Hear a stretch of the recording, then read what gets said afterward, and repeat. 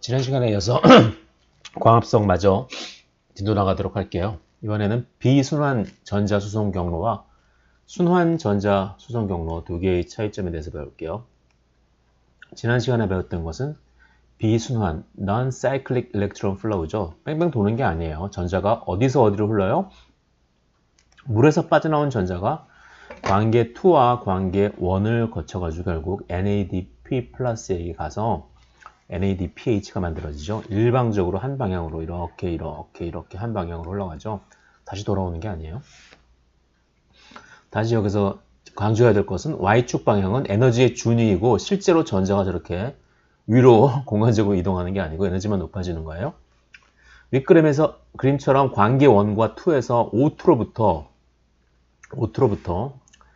H2O라고 하는 이름도 맞겠죠. H2O로부터 NADP 플러스로 전자가 한쪽 방향으로 일방적으로 전자가 전달되는 것을 비순환 non-cyclic electron flow라고 부른다. 흔히들 Z 스킴이라고 부르는데 Z 앞에서 보면 Z처럼 Z자처럼 생겼다고. 제가 보기엔 N자처럼 생긴 것 같은데 그죠? 전자의 흐름이 Z자를 눕혀놓은 것처럼 보여서 그렇게 부르는 거래요. 하지만 cyclic electron flow는 뭐냐? non-cyclic electron flow, 비순환 전자 수송 경로에서는 관계 2와 관계 1이 다 쓰이지만 순환 전자 수송 경로는 관계가 하나만 쓰여요. 1만. 똑같아요. 반응 중심에서 빛 에너지 받아가지고 전자가 활성화되는 거 똑같은데 여러 가지 전자가 전달되다가 최종적으로 여기도 이 보라색 페레독신이 있는데 여기도 이 페레독신이 중요한 역할을 해요. 페레독신이 비순환 전자 수송 경로에서는 NADP 플러스에게 전자를 주는데 순환 전자 수송 경로에서는 누구에게 전자를 준다? 여기는 다시 전자 NADP 플러스에게 전자를 전달 안 하고 사이트크롬 B0, 사이트크롬 F 복합체에 전자를 넘긴다. 사이트크롬 B0, 사이트크롬 F 여기 있는 놈하고 같은 놈이죠. 전자를 전달해서 수소이온 농도를 만드는 친구죠. 여기도 수소이온 농도 그레디언트를 만들고 여기도 수소이온 농도 구배를 만드는 그런 친구예요. 그래서 그럼 얘는 이 에너지를 이용해서 틸라코이드 루멘으로 수소이온을 이동시키고 틸라코이드 루멘 안쪽으로 수소이온을 이동시키고 그리고 수소이온은 다시 CF0F1 복합체를 통해서 빠져나가면서 뭐가 만들어진다? ATP가 만들어지는 거죠. ATP를 합성한다. 그리고 플라스토사이안이라는 걸 통해서 다시 원 위치로 관계 원으로 전자가 돌아가게 돼요. 힘이 빠진 전자가. 결국은 페레독신이 여기 나왔듯이 페레독신이 NADP 플러스에게 전자를 주느냐 아니면 사이트크롬 B0, 사이트크롬 F 복합체에게 전자를 주느냐에 따라서 비순환 전자 전달기인지 비순환 전자 수송 경로인지 순환 전자 수송 경로인지가 정해진다는 거죠. 여러 가지 보고들에 의하면 non-cyclic 비순환 전자 전달 경로에서는 ATP가 NADPH가 1대1의 비율로 만들어진다고 한다. H2O로부터 두 개의 전자를 빼앗아 전달하면 두 개의 ATP와 두 개의 NADPH가 생긴다고 해요. 그런데 실제로 세포는 NADPH보다 ATP를 더 많이 필요로 하므로 필요에 따라서 그냥 non-cyclic electron flow, 비순환 전자 수송 경로를 돌리면은 1대1로 만들어지니까 실제로는 NADPH 개수보다 ATP 개수가 세포에서 더 많이 필요로 하니까 필요에 따라서 파트타임으로 알바하듯이 월급으로 모자라니까 알바하듯이 밤에 편의점에서 알바하듯이 cyclic electron flow를 돌려가지고 순환 전자 수송 경로를 돌려서 NADPH는 생산 안 하고 ATP만 추가로 생산을 더 한다는 거죠. 교수님 그런데 non-cyclic electron flow 비순환 전자 수송 경로에서 왜 ATP와 NADPH가 1대1로 비율로 발생하는지 좀 더 자세히 설명해 주면 안 돼요? 정량적인 내용은 앞에서 이것밖에 설명 안 해줬잖아요.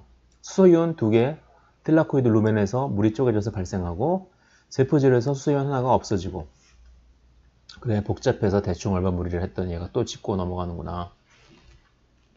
자, 위처럼 H2O 한 분자가 쪼개지면 2분의 1 O2가 나온다는 세팅으로 따져보면 2분의 1이라는 게 좀 불편하니까 물 두 분자 H2O로 하자. 그래야지 O2도 한 분자 나오니까.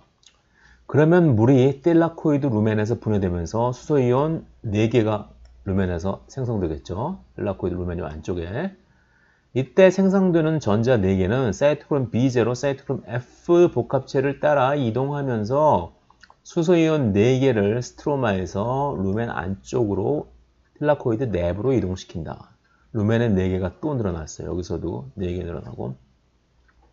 또한 이 책에서는 자세히 언급을 하고 있지는 않지만 플라스토 퀴논, 마이토콘드리아 코엔자임 Q와 유사한 분자가 산화환원되는 Q사이클 여기도 있어요. 관계 1에서 사이토크롬 B0, 사이토크롬 F 복합체로 전자를 전달하는 과정에서 일어나게 되면 추가로 어쨌든 이 사이클에 따라서 이게 복잡하니까 굳이 할 필요 없어요. 사이클에서 4개의 수소이온이 스트로마에서 루멘으로 이동한다는 거죠. 4개. 그러니까 Q사이클까지 돌아가게 되면 총 12개의 수소이온이 루멘에서 생성되고 Q사이클이 돌아가지 않는 경우는 8개의 수소이온이 루멘에서 생성되니까 이건 옵션이에요. 옵션 Q사이클은. 그렇게 생각하세요. 이게 그렇기 때문에 어떤 책에 안 나온 책도 많아요. 나 CF0, F1 컴플렉스가 수소이온 4개당 ATP를 하나 만든다고 그랬죠? 그러면 ATP가 2개 생기고 또 전자 2개가 NADP 플러스로 전달될 때 NADPH가 하나 생기니까 결국 물 분자가 2개 쪼개지면은 NADPH, ATP 각각 2개씩 생긴다. roughly 대충 해보니까 1대1 정도인 거다. 언제? Q사이클이 돌아가지 않는 경우. 사실 염록체의 CF0, F1 복합체가 이동시키는 수소이온과 생성하는 ATP의 비율에 대해서는 여러 가지 다른 의견들이 있어요. 식물마다 조금씩 다른 거죠.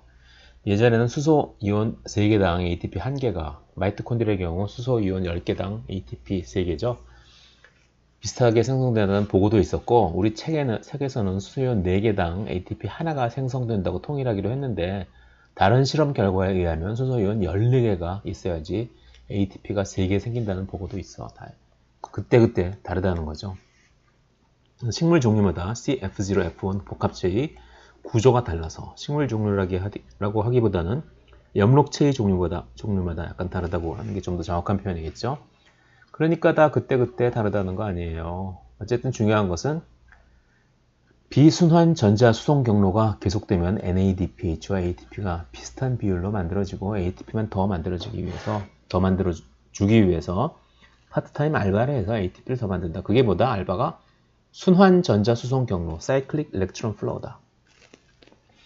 아무튼 그동안 광의존적 반응 공부하시느라 수고 많았어요. 다음 페이지에서는 광의존적 반응, 소위 명반응이라고 하는 반응에서 만들어진 2개의 프로덕트 뭐죠? ATP와 NADPH, ATP의 에너지와 NADPH의 환원력, Reducing Power. 왜? 누구를 환원해야 돼? 비의존적 반응에서 뒤에 암반응이라고 불리는 반응에서 CO2를 환원시켜야 되니까 NADPH가 필요한 거죠. 그래서 ATP의 에너지를 이용해서 CO2를 고정하고 환원시켜 탄수화물을 만드는 과정에 대해서 공부해 보아요. 광비의존적 반응, Light Independent Reaction은 염록체 내부에 여기 틸라코이드들이 쌓여있는 그라나가 있고 여기가 스트로마예요. 스트로마. 이 빈 공간이 이 안에 루비스코라는 효소들이 있어요. 루비스코라는 효소가 있어요. 걔가 광비의존적 반응을 촉매한다. 광비의존적 반응. 어떤 책에서는 광의존적 반응을 명반응, 어떤 책에서는 광비의존적 반응을 암반응이라고 부르기도 한다. Dark reaction. 근데 꼭 어두운 데서 일어나는 것도 아니고 빛이 없어야 하는 것도 아니니까 그냥 광이 필요 없다. 빛이 필요 없다. 광비의존적 반응이라고 부르기로 하자. 자, 광비의존적 반응이 켈빈, 벤슨, 바썸 회로, 되게 켈빈 회로라고 하죠. 뒤에 사람 같이 한 사람들인데 이름들을 되게 무시하는데 저는 이분도 이랬으니까 이분도 존중해주기 위해서 이분들 이름을 웬만하면 같이 붙여주려고 해요. 자, 이게 바로 공기 중에 CO2를 고정해서 탄수화물로 바꾸는 켈빈 회로라는 것이야. 이 CBB 회로를 보면은 첫 번째 어떤 스테이지? 3단계의 스테이지로 나눌 수 있다. 첫 번째 탄소를 고정. 공중에 둥둥 떠다니는 기체 상태의 이산화탄소를 고정하는 것이고 이산화탄소는 탄소가 가장 많이 산화되어 있는 형태죠. 얘를 환원시켜야 돼요. 환원. 누구를 이용해서? NADPH를 이용해서. 그게 두 번째 스테이지고 CO2를 환원시키는 과정이고 재생산은 CO2를 고정하는데 뭔가 CO2와 결합하는 분자가 있겠죠? 좀 있으면 나오죠, 뭔가. 얘가 결합해가지고 뭔가 또 다른 걸로 바뀌겠죠? 얘를 다시 만들어야지만 CO2와 결합할 수 있겠죠? 얘를 새로 만들어내는 과정이라서 재생산 과정이라고 불러요. 첫 번째 스테이지, 탄소 고정, carbon fixation, 리뷸러스 1,5-비스포스페이트 탄소 하나, 둘, 셋, 넷, 다섯 개의 탄소를 가진 5탄당이에요. 리뷸러스. 대표적인 5탄당은 리보스 있죠. 이름이 그래서 비슷해요. 리뷸러스. 그런데 여기 2번 탄소에 이렇게 케톤 그룹을 가지고 있어요. 그리고 1번하고 5번에 파스페이트가 붙어 있어서 리뷸러스 1,5-비스포스페이트. 그런데 지금부터 하나당 하나씩 반응하는 게 아니라 우리 3개씩 묶어서 생각하기로 해요. 얘가 지금 3개 있는 거예요. 그래야지 나중에 숫자 맞추기가 쉬우니까 3개. 얘가 하나가 하나씩 CO2를 결합해요. 그래서 CO2가 3개 필요해요. CO2가 3개 필요한데 딱 보면은 CO2가 어디 들어갈까? 어디? 여기 딱 들어갈 수 있을 것 같죠? 여기 딱 쪼개지면은 2개로 나눠질 것 같아요. 5개니까 여기 위에 여기가 딱 잘라져가지고 이 부분에 CO2에 있던 탄소가 여기 고정되어가지고 들어가고 여기 들어가고 또 밑에 있는 것들이 이게 잘라지니까 여기 더블 본드가 생기면서 이렇게 될 것 같다. 그래서 똑같은 6, 3, 포스포글리세레이트 포스포글리세레이트 구조 다들 아셔야 돼요. 이게 6개 생기는데 왜 이게 3개니까 반으로 쪼개지니까 6개가 생기는데 한 놈은 CO2가 이 공중에 떠다니는 CO2가 고정되어 가지고 카르복실 그룹이 생겼고 하나는 원래 여기 있던 요 탄소다. 그래서 6개가 생기는데 이때 CO2에서 온 탄소를 가진 분자 3개, 안 가진 분자 3개가 생긴다. 자, 그래서 이 과정이 굉장히 사실 어려운 과정이에요. CO2가 우리 어떤 분자에 CO2- 뭐 COH 이런 게 뭐 이렇게 있는데 이게 떨어져 나가면은 CO2 형태로 떨어져 나가면은 조그만 분자가 돼가지고 멀리 퍼지니까 이 전체의 이 복잡도가 엔트로피가 증가하는 거죠. 무질서도가 증가하는 거죠. 무질서도가 증가하면은 프리 에너지는 감소하게 되죠. 그래서 CO2의 형태로 뭐 CO2- 나 COH 같은 것은 날려버리는 것은 굉장히 쉬운 반응인데 굉장히 에너지 면에서 볼 때 유리한 반응인데 반대로 공중에 떠다니는 CO2를 억지로 끌어다가 고정시키는 건 얼마나 힘든 일이겠어요. 그래서 그걸 단순한 엔자임이 하지 못하고 여기 보시면 막 누더기처럼 되어 있죠. 여러 가지 소단위체가 모여서 이루어진 커다란 엔자임이에요. 루비스코, 리뷸러스 비스포스페이트 카르복실레이즈 슬래시 억시게네이즈. 리뷸러스 비스포스페이트라는 이 सब스트레이트에 카르복실레이즈, CO2를 갖다 붙인다 해서 카르복실레이즈인데 미안하게도 뒤에 O가 있어요. 억시게네이즈. CO2만 붙였으면 좋겠는데 얘가 부작용을 일으켜. 부작용이 아니라 엔자임이 스페시피시티가 떨어져서 그러는 거죠. O2를 산소를 붙이기도 해요. 어쨌든 CO2 혹은 O2를 결합시키는 효소인데 CO2를 결합시키는 반응이 훨씬 더 중요한 반응이에요. 당연하죠. 그래서 루비스코에 의해서 리뷸러스 1,5-비스포스페이트가 쪼개져서 3-포스포글라이세레이트 2개가 되는데 3개에서 시작했으니까 6개가 된다고 생각하도록 해요. 루비스코라는 고마운 효소가 없으면 지구상의 종속 영양생물들은 존재하지 못했을 거야. 식물이 CO2를 고정해서 양분을 만들지 못하면 초식동물들이 존재할 수 없을 테고 당연히 육식동물도 살아남지 못할 테고 그래서 루비스코를 이게 고마워하자. 나한테 감사해야 돼. 55kD의 large chain과 13kD의 small chain 여러 개로 이루어진 효소인데 large chain 유전자는 엽록체 DNA에 존재하고 스몰 체인 유전자는 식물세포 해관에서 만들어진다. 희한한 놈이죠. 여기서 만들어진 단백질. 그러니까 초기에 고등식물세포가 이산화탄소를 고정하기 위해서 얼마나 많은 시행착오를 겪었느냐를 알 수 있죠. 이렇게도 조립해보고 저렇게도 조립해봐서 CO2를 고정하는 효소를 만들기 위해서 진화적으로 탄생시키기 위해서 굉장히 고생을 많이 한 거예요. 그래서 스몰 체인 유전자는 식물세포 해관에 있지. 그래서 스몰 체인 폴리펩타이드가 엽록체 스트로마 안으로 들어가면서 조립이 되면서 루비스코가 만들어진다. 또 알아두면 좋은 것은 매그네슘 이온이 루비스코의 활성에 필요하다는 정도 나중에 뒤에서 나와요. 리빌러스 1,5-비스포스페이트. 어떻게 CO2가 들어가게 될까? CO2가 여기 끼어 들어가요. 여기 끼어 들어가요. 여기 딱 끼어 들어가는데, 여기 딱 들어가 붙으면, 이쪽에 전자가 여기로 밀려나가지고 이거 OH가 되면서, 이게 또 여기 들어가니까 여기는 또 이렇게 돼서 이게 또 더블 본드가 밑으로 내려가고 이런 식으로 생각하시면 돼요. 이 자세한 메커니즘은 뭐 굳이 아실 필요가 없어요. 이게 쪼개지기 전에 잠깐 존재하는 인터미디에이트, 도망가지 않게 루비스코가 꽉 붙잡고 있다. CO2가 여기 고정되어 있다. 그때 물이 쫙 들어가면서 얘가 딱 쪼개지게 되는데 이 부분이 이렇게 되면서 이게 3-포스포글라이세레이트가 되는데 얘는 고정된 CO2고 외부에서 온 CO2고 요 밑에 있는 건 똑같은 분자인데 얘는 원래 가지고 있던 탄소다. 이게 첫 번째 탄소 고정 스테이지예요. 두 번째 스테이지로 갈게요. 두 번째 스테이지는 환원. 이제 고정시켰으니까 환원시켜야 되죠. 3-포스포글라이세레이트에서 글라이세르 알데하이드 3-포스페이트, 글라이세레이트, 글리세릭 애시드라는 거죠. 카르복실산이에요. 카르복실산 여기 H가 있으면 카르복실산 3-포스포글리세레이트를 갖다가 알데하이드로 환원된다. 이 표 여러 번 중요하다고 얘기했죠. 가장 많이 산화된 것이 카르복실릭 애시드, 두 번째는 알데하이드, 그리고 3등은 알코올. 3-포스포글리세레이트가 이게 카르복실릭 애시드니까 얘를 환원시켜요. 뭘로? 알데하이드로. 글라이세르 알데하이드 3-포스페이트로 환원시키려면 누군가는 산화되어야겠죠? 산화되는 게 누구다? NADPH다. NADPH가 NADP 플러스로 산화되면서 얘를 3-포스포글라이세레이트를 글리세르 알데하이드 3-포스페이트로 환원시킨다. 이때 ATP도 6개 필요하고 NADPH도 6개 필요하다. 뭐 6개의 3-포스포글리세레이트를 환원시켜서 6개의 글리세르 알데하이드 3-포스페이트를 만드는데 NADPH 6개, ATP 6개가 필요하다.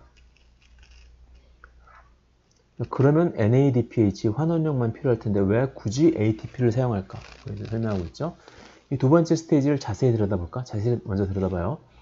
6개의 3-포스포글리세레이트가 포스포글리세레이트 카이네이즈, 포스포글리세레이트 카이네이즈, 인산 글리세린 인산 카이네이즈. 포스페이트를 여기다 갖다 붙이는 거예요. 여기다 갖다 붙이는데 그럼 뭐가 되냐? 1,3-비스포스포글리세레이트. 어디서 많이 듣던 이름이죠?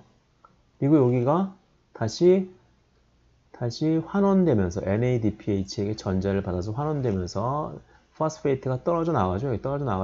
평평평평. 그러면 글리세르 알데하이드 3-포스페이트가 만들어지죠. 최종 산물. 그런데 이 두 번째 스테이지는 어디서 많이 본 익숙한 반응 같지 않아? 이 두 효소가 포스포글리세레이트 카이네이즈와 글리세르 알데하이드 3-포스페이트 데하이드로게네이즈라는 두 가지 요소가 단계적으로 이 환원 반응을 촉매해요. 어디서 많이 보던 반응이다 했더니 해당 작용의 6단계와 7단계를 거꾸로 한 것이죠. 글리세르 알데하이드 3-포스페이트, 프록토스 1,6-비스포스페이트가 글리세르 알데하이드 3-포스페이트하고 다이하이드록시 아세톤 포스페이트 두 개로 나눠지게 되죠. 그럼 이게 이쪽 방향으로 가게 되면은 이게 글라이콜라이시스죠. 글라이콜라이시스 해당 작용의 6단계와 7단계를 거꾸로 한 것이다. 그렇지 하나 다른 것은 해당 작용에서는 NAD 플러스 NADH의 리덕스 페어, 광합성에서는 NADP 플러스 NADPH의 리덕스 페어, 이 두 개의 주요소가 쓰인다는 거죠. 그래서 포스포글리세레이트 카이네이즈, 글리세르 알데하이드 3-포스페이트 카이네이즈 두 가지 효소가 정반응과 역반응을 모두 촉매한다. 그렇죠? 이게 앞에서 우리 해당 작용에서 다시 슬라이드를 가져온 거예요. 글리세르 알데하이드 3-포스페이트가 1,3-비스포스포글라이세레이트로 되어서 3-포스포글라이세레이트로 이렇게 되는데 이 반응을 라이트 인디펜던트 리액션 스트로마에서 일어나는 광합성에서는 저 반응을 거꾸로 한다는 거죠. 그래서 이제 제3 스테이지로 갈게요. 첫 번째 고정하는 스테이지, 픽세이션. 두 번째 환원, 리덕션 스테이지. 두 번째 스테이지까지의 산물이 뭐냐? 6개의 글리세르 알데하이드 3-포스페이트.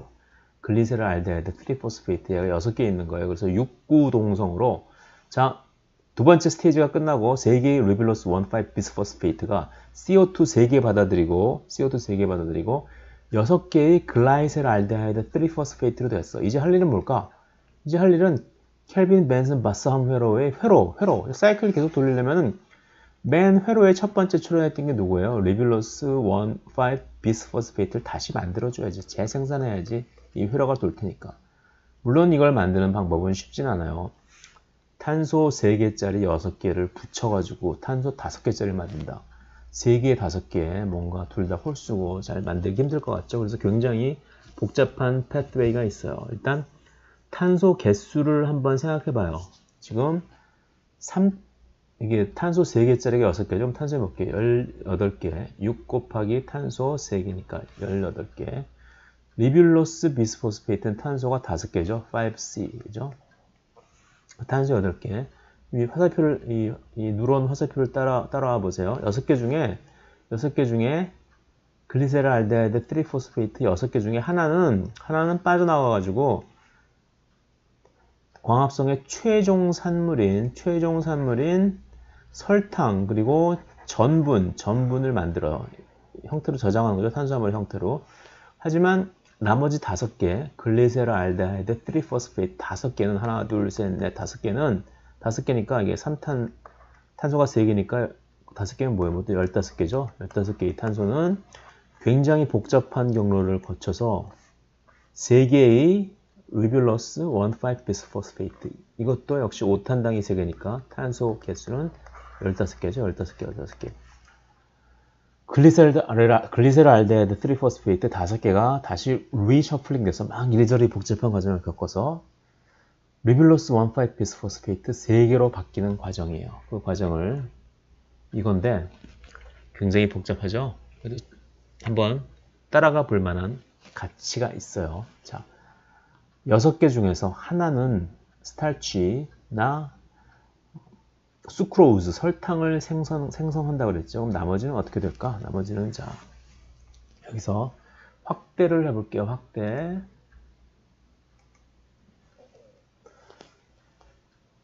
알돌레이즈. 글리세롤 알데하이드 3포스페이트는 글라이콜라이시스에서 기억하시겠지만 프럭토스 1,6 비스포스페이트가 알돌레이즈에 의해서 2개의 3탄당으로 쪼개지게 되죠. 글리세롤 알데하이드 3포스페이트와 다이하이드록시 아세톤 포스페이트 2개는 상호 전환이 가능해요. 그래서 5개 중에서 5개의 글리세롤 알데하이드 3포스페이트 5개 중에서 2개는 트리오즈 포스페이트 아이소머레이즈. 나 기억나지? 글라이콜라이시스 해당 적용에 나왔던 놈인가 기억나죠? 2개는 다이하이드록시 아세톤 포스페이트로 바뀌게 돼요. 다이하이드록시 아세톤 포스페이트로 바뀌게 되는데 그 중에 또 하나는 글리세롤 알데하이드 3포스페이트와 만나가지고 역시 글라이콜라이시스의 중간 물질인 프럭토스 1,6 비스포스페이트를 만들어요. 해당 작용에서 봤던 그 반응이죠. 그 반응이 역반응이에요. 그럼 프럭토스 1,6 비스포스페이트는 여기서 프럭토스 1,6 비스포스페이트는 프럭토스 6 포스페이트로 바뀌어요. 프럭토스 6 포스페이트 3탄당 글라이세롤 알데하이드 3포스페이트와 6탄당 프럭토스 6 포스페이트를 섞어서 여기서 이거는 다음 스텝이 어쨌든 프럭토스 1,6 비스포스페이트가 다시 프럭토스 6 포스페이트로 바뀌게 돼요. 프럭토스 6 포스페이트. 그럼 프럭토스 6 포스페이트 여기 6탄당이죠. 6탄당이죠. 6탄당 여기와 요 위에 있는 맨 왼쪽에 있던 글라이세롤 알데하이드 3포스페이트가 다시 만나서 트랜스케톨레이즈 여기 3탄당 6탄당이 만나서 3탄당인 글라이세롤 알데하이드 3포스페이트와 6탄당 프럭토스 6 포스페이트가 섞어서 3 더하기 6은 4 더하기 5 4탄당인 에리트로즈 4포스페이트와 그리고 5탄당인 질룰로즈 5포스페이트를 만들어내요. 자, 5탄당 하나 만들어졌어요. 5탄당 만들어지고 4탄당 만들어요. 4탄당의 패스웨이를 쫓아가도록 할게요. 4탄당과 여기에 아까 만들어졌던 다이하이드록시 아세톤 포스페이트 이거 3탄당이죠. 4탄당과 3탄당 2개가 만나서 이번엔 뭐냐? 4 더하기 3은 7탄당. 여러분 7탄당 오랜만에 처음 보죠? 세도 헵출로즈 헵이 들어가니까 왠지 7이 생각나죠? 세도헵출로즈 1,7-비스포스페이트라는 보기 드문 7탄당이 만들어져요. 7탄당. 여기서 세조헵출로즈 1,7-비스포스파테이즈 여기 가재처럼 그린 애들은 랍스터처럼 그린 애들은 집게가 있어서 잘라내는 거죠. 여기 1번 탄소에 붙은 인산기를 잘라버린다. 그럼 세도헵출로즈 1,7-비스포스페이트가 세도헵출로즈 7-포스페이트가 돼요. 7-포스페이트. 얘는 또 누구랑 만나냐? 여기 보세요. 맨 오른쪽에 있는 글라이세르 알데하이드 3-포스페이트와 만나가지고 3 더하기 7은 탄소가 10개죠. 탄소가 10개. 탄소가 10개니까 탄소 5개짜리 젤룰로즈 5-포스페이트와 역시 탄소 5개짜리 RNA의 구성 성분인 리보스가 가지고 리보스 5-포스페이트로 쪼개지게 돼요. 젤룰로즈와 리보스 5-포스페이트. 젤룰로즈 5-포스페이트가 아까 여기서 나왔죠. 여기서도 에리트로즈 4-포스페이트와 젤룰로즈 5-포스페이트가 여기 나올 때 3탄당과 6탄당 두 개 섞어서 4탄당과 5탄당이 만들어졌죠. 그래서 5탄당 젤룰로즈 5-포스페이트와 젤룰로즈 포스페이트와 젤룰로즈 5-포스페이트 그리고 그래서 5탄당이 3개가 만들어졌으니까 젤룰로즈 5-포스페이트 위에서 만들어진 거 그리고 요번에 방금 만들어진 젤룰로즈 5-포스페이트 5탄당 그리고 리보스 5-포스페이트 5탄당 여기 3개가 리뷸로즈와 우리가 최종적으로 만들어야 되는 게 리뷸로즈 5-포스페이트니까 젤룰로즈 5-포스페이트와 리뷸로즈 5-포스페이트는 굉장히 구조가 유사해요. 서로 에피머라고 하는데 여기 구조 3번 탄소에 OH가 하나 왼쪽에 있고 하나 오른쪽에 있죠. 그 차이밖에 없어요. 그래서 엔자임이 에피머레이즈라는 엔자임이 딱 바꾸면은 리뷸로즈 5-포스페이트라는 걸로 바꿀 수 있죠. 리보스 5-포스페이트와 리뷸로스는 서로 에피머예요. 마치 프럭토즈와 글루코즈가 서로 에피머인 것처럼 하나는 1번 탄소에 알데하이드가 있고 하나는 2번 탄소에 케톤 그룹이 있죠. 이걸 싹 바꿔주면 이 형태로 바뀌게 되죠. 그래서 리보스 5-포스페이트는 리뷸로스 5-포스페이트로 바뀌게 돼요. 그래서 결국 최종적으로 리뷸로스 1,5-비스포스페이트가 다시 최종적으로 만들어지는데 리뷸로스 5-포스페이트에서 여기서 역시 또 ATP를 사용해서 여기다가 포스페이트를 붙여줘야겠죠. 그러면 리뷸로스 1,5-비스포스페이트가 처음 물질이 다시 만들어진다는 거예요.